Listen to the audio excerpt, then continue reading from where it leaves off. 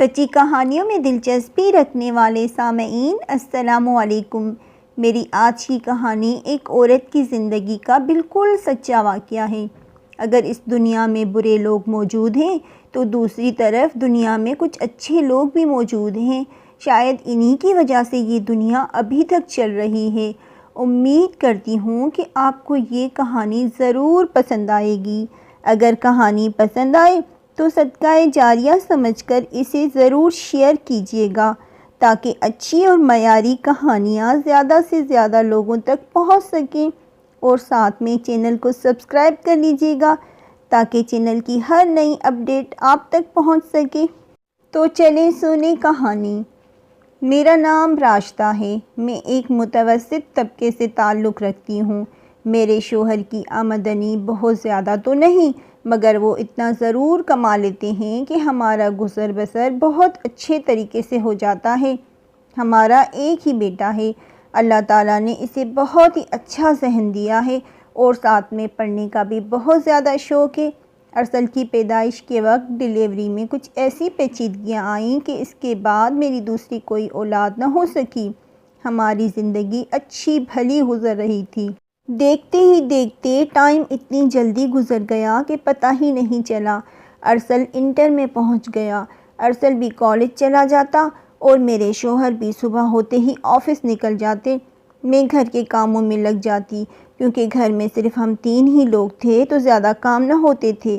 میں جلدی ہی فارغ ہو جاتی اور پھر پورا دن بور ہوتی رہتی۔ ایک دن پڑوس کی صبا ہمارے گھر آئیں تو ایسے ہی ذکر چھڑ گیا کہ میں گھر میں بور ہوتی ہوں۔ اس نے مجھے مشورہ دیا کہ پڑوس میں خواتین کے لیے ایک بہت اچھا مدرسہ کھلا ہے۔ ویسے بھی تمہیں دین سے زیادہ رغبت ہے اور علم سیکھنے کے لیے کوئی عمر کی قید بھی نہیں ہوتی، تو تم کیوں نہ اس مدرسے میں ایڈمیشن لے لو۔ اس سے تم مصروف بھی ہو جاؤ گی اور تمہاری بوریت بھی ختم ہو جائے گی۔ نہ صرف تمہیں دنیاوی فائدہ ملے گا بلکہ تمہاری آخرت بھی سنور جائے گی۔ اس کا یہ مشورہ مجھے بے حد پسند آیا۔ رات میں جب ہم کھانا کھانے بیٹھے تو میں نے اس بات کا ذکر چھیڑ دیا۔ میرے بیٹے اور شوہر کو بھی یہ بات بہت پسند آئی۔ ارسل نے کہا، مما صبا آنٹی بالکل صحیح کہتی ہیں۔ ایسے گھر پر سارا دن اکیلے رہتے رہتے آپ بیمار پڑ جائیں گی۔ اگر 2-4 گھنٹے آپ مدرسے چلی جائیں تو آپ کی اچھی مصروفیت ہو جائے گی۔ آپ دیر نہ کریں اور کل ہی جا کر مدرسے میں ایڈمیشن لے لیں۔ میں نے مدرسہ جانا شروع کر دیا۔ مدرسے جا کر میں واقعی کافی مصروف ہو گئی۔ میں رات دن محنت کرتی اور اچھے طریقے سے دین کا علم حاصل کرنے کی کوشش کرتی۔ مجھے ایسے لگتا کہ میں نے اپنی زندگی کے کئی قیمتی سال ضائع کر دیے۔ میری اصل زندگی تو اب شروع ہوئی تھی۔ باجی نہ صرف ہمیں دین سکھاتی بلکہ دین کے مطابق زندگی گزارنے کا صحیح طریقہ بھی بتاتی۔ باجی نے ہمیں مردوں کو نہلانے کا شرعی طریقہ بھی سکھایا اور بتایا کہ یہ کام کرنا کس قدر ثواب کا باعث ہے۔ پہلے پہل تو یہ سوچ کر ہی میری روح فنا ہونے لگتی کہ نہ بھلا میں کسی مردہ عورت کو ہاتھ کیسے لگا سکتی ہوں۔ ایسا تصور کرتے ہوئے ہی مجھے ڈر لگنے لگتا۔ مگر باجی تو ثواب کی خاطر یہ کام کرنے جاتی تھی، اور جب وہ کسی عورت کو غسل دینے جاتی تو مدرسے سے بھی ہمیشہ 2-3 اسٹوڈنٹس کو اپنے ساتھ لے جاتی تاکہ ہمارا ڈر ختم ہو اور ہمیں زندگی کی حقیقت معلوم ہو۔ باجی کہتی تھی کہ اس کام کے کرنے کا بہت زیادہ ثواب ہے۔ ثواب کے ساتھ ساتھ دل کی سختی بھی ختم ہو جاتی ہے اور زندگی کی اصل حقیقت معلوم ہوتی ہے، جس کو جانتے ہوئے بھی ہم سب بھلا بیٹھے ہیں۔ اس کے بعد باجی مجھے بھی اپنے ساتھ 1-2 دفعہ غسل کے لیے لے گئیں۔ جب باجی کے ساتھ میں نے مردہ عورت کو غسل دیا اور اسے کفن پہنایا تو مجھے ڈر کی بجائے ایک دلی سکون ملا اور میرا سارا ڈر ختم ہو گیا۔ دیکھتے ہی دیکھتے ارسل نے انٹر کر لیا۔ پورے کراچی بورڈ میں اس کی فرسٹ پوزیشن آئی تھی۔ ارسل کو ڈاکٹر بننے کا شروع سے ہی بہت زیادہ شوق تھا۔ اس کا آرام سے میڈیکل کالج میں ایڈمیشن ہو گیا۔ میڈیکل کی پڑھائی مہنگی تھی، اسی لیے اب ہمارا گزر بسر بہت مشکل سے ہوتا، مگر ارسل کے ابو اور میرا یہی خواب تھا کہ چاہے زندگی میں کتنی بھی مشکلات آئیں، ہم اپنے بیٹے کو ڈاکٹر ضرور بنائیں گے۔ ہر کوئی ارسل کی میڈیکل میں ایڈمیشن کی مبارکباد دینے کے لیے آ رہا تھا۔ پڑوس کی صبا بھی آج ہمیں مبارکباد دینے کے لیے آئی تو میں نے اسے پھر اپنے دل کی بات بتائی، کیونکہ نہ صرف صبا ہماری پڑوسن تھی بلکہ وہ میری بہت اچھی دوست بھی تھی۔ اور کچھ مخلص دوست ایسے ہوتے ہیں کہ جن کے مشوروں سے آپ کی زندگی بہتر ہو جاتی ہے۔ صبا نے میری مشکل کو سن کر مجھے مشورہ دیا کہ کیوں نہ میں مردے نہلانے کو اپنا پروفیشن بنا لوں، کیونکہ مجھے شرعی طریقے سے یہ کام کرنا بہت اچھے طریقے سے آتا ہے اور صاحب حیثیت لوگ مجھے اس کام کا اچھا معاوضہ دے سکتے ہیں، اور جو لوگ معاوضہ دے سکتے ہیں ان سے پیسے لینے میں کوئی حرج نہیں۔ ہاں البتہ جو لوگ نہیں دے سکتے ان سے زبردستی لینا گناہ ہے، تو جو دے سکتے ہیں ان سے تم معاوضہ لو، اور جو نہیں دے سکتے ان کا کام تم ایسے ہی کر دیا کرو۔ اس کام سے تمہیں ثواب بھی ملے گا اور تمہارا مسئلہ بھی حل ہو جائے گا۔ مجھے صبا کا مشورہ پسند آیا۔ کراچی کیونکہ بڑا شہر ہے اور لوگوں کو بہت جلد پتہ چل گیا کہ میں شرعی طریقے سے مردہ عورتوں کو غسل کرواتی ہوں، تو تقریباً روزانہ ہی مجھے کہیں نہ کہیں سے بلاوا آ جاتا اور لوگ مجھے اس کام کے آرام سے 4 سے 5 ہزار روپے دے دیتے۔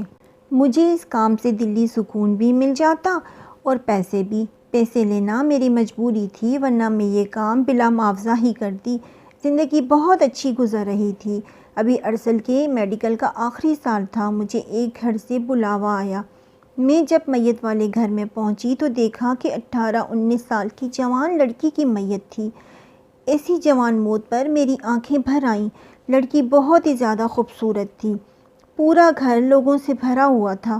سب لوگ چہمگوئیاں کر رہے تھے کہ سوتیلی ماں کے ظلم سہ نہ سکی اور بیچاری بھری جوانی میں چلی گئی۔ یہ باتیں سن کر مجھے بہت ہی زیادہ تکلیف ہوئی۔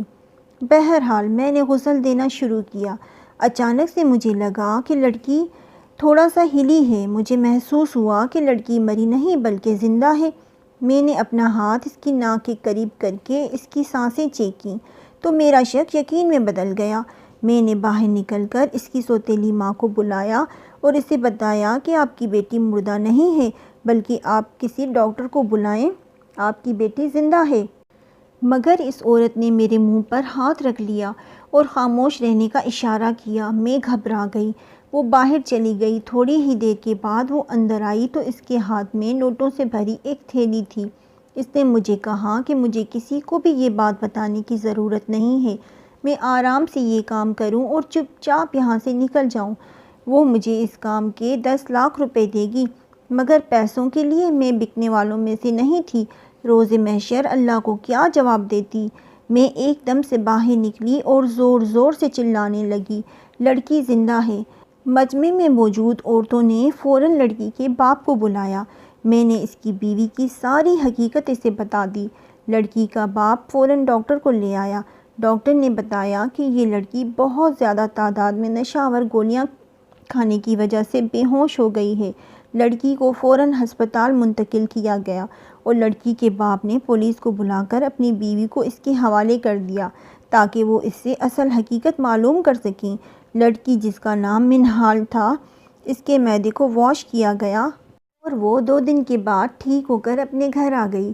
اس کی سوتیلی ماں نے پولیس کو بیان دیا کہ اس کا شوہر اپنی بیٹی منہال سے بے انتہا محبت کرتا تھا، حالانکہ اس کے مجھ میں سے بھی اولادیں تھیں، 2 بیٹے اور 1 بیٹی، مگر وہ جب منہال سے محبت کرتا تو مجھے لگتا کہ وہ اپنی پہلی بیوی کی یادوں کو بھلا نہیں پایا، اسی لیے وہ اپنے سب بچوں میں سب سے زیادہ منہال سے پیار کرتا ہے۔ یہ بات مجھے بالکل بھی پسند نہیں تھی، اسی لیے میں نے سوچا کہ ایک ہی بار اس کا خاتمہ کر کے میں اس کا کانٹا اپنی زندگی سے نکال دیتی ہوں۔ اسی لیے میں نے دودھ میں بہت ساری نیند کی گولیاں ڈالیں اور منال کو وہ دودھ پینے کے لیے دیا، مگر شاید اس نے سارا دودھ ختم نہ کیا اور اس کی جان بچ گئی۔ یہ بات سن کر اس کے شوہر نے اس کو طلاق دے دی اور وہ یہ صدمہ برداشت نہ کر سکی اور اپنا ذہنی توازن کھو بیٹھی۔ اللہ نے اس کو اس کے گناہ کی سزا اس دنیا میں ہی دے دی۔ منال بہت ہی پیاری بچی تھی، اسی لیے ارسل کے مشورے سے میں نے اسے اپنی بہو بنانے کا فیصلہ کر لیا۔ جب ارسل کی پڑھائی پوری ہو گئی تو میں نے ان دونوں کی شادی کر لی۔ آج ارسل اپنی پیاری سی بیوی اور 2 خوبصورت سے بچوں کے ساتھ بہت ہی زیادہ خوش ہے اور ایک کامیاب ڈاکٹر ہے۔ اب ہمارے گھر میں پیسوں کی کوئی کمی نہیں، اللہ کا دیا سب کچھ ہے۔ میں نے اپنی بہو منال کو بھی مردوں کو غسل دینے کا صحیح طریقہ سکھا دیا ہے۔ اب ہم دونوں مل کر یہ کام کرتے ہیں، مگر پیسوں کے لیے نہیں بلکہ ثواب کی خاطر۔ اور منال کو بھی یہ کام کر کے بہت زیادہ خوشی ملتی ہے۔ آپ کی کیا رائے ہے اس بارے میں؟ اس بچی منال کو اپنی بہو بنا کر ٹھیک کیا نا؟ اپنی رائے سے ضرور آگاہ کیجیے گا۔ اگر آپ کو ہماری یہ کہانی پسند آئی ہو تو اسے لائک اور شیئر ضرور کیجیے گا، اور اگر حقیقت پر مبنی مزید ایسی ہی سچی کہانیاں سننا چاہتے ہیں تو ہمارے چینل سچی کہانیاں کو سبسکرائب کیجیے اور ساتھ میں بیل آئیکن ضرور پریس کیجیے۔ شکریہ، اللہ حافظ۔